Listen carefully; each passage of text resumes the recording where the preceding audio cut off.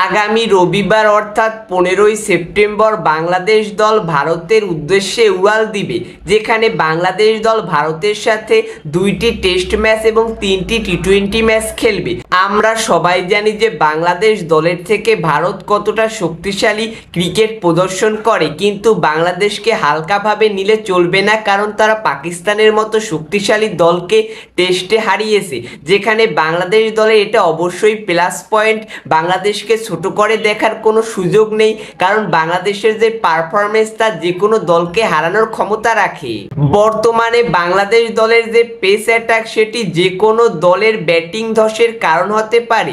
বিশ্বের সেরা পেসার রয়েছে বাংলাদেশ দলে, বিশেষ করে নতুন পেসার নাহিদ রানার যে গতির বল সেটা অবশ্যই যে কোনো দলের জন্য অনেক আতঙ্কের কারণ হতে পারে।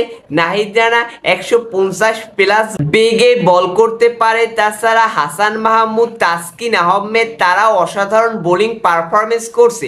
তাছাড়া বাংলাদেশ দলের স্পিনাররাও তাদের সেরা পারফরমেন্স করছে।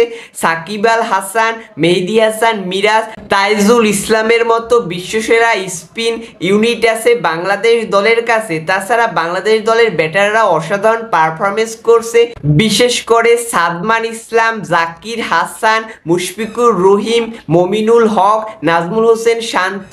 তাছাড়া লিটন দাস তো অসাধারণ পারফরমেন্স করছে, আবারও লিটন দাস ফর্মে ফিরে এসেছে।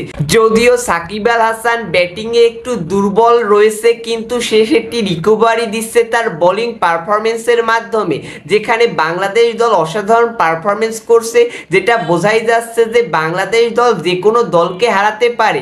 তো ভারতকে সেদিকে খেয়াল রাখতে হবে। বাংলাদেশ দলকে তাই ছোট করে দেখলে চলবে না, বাংলাদেশ দল যে কোনো দলকে হারানোর ক্ষমতা রাখে। তো বাংলাদেশ দলের জন্য অনেক অনেক শুভকামনা। আশা করি ভারতের সাথে 2টি টেস্ট ম্যাচ এবং 3টি টি-20 ম্যাচে বাংলাদেশ দলের ক্রিকেটাররা জ্বলে উঠবে এবং ভারতকে হারাবে।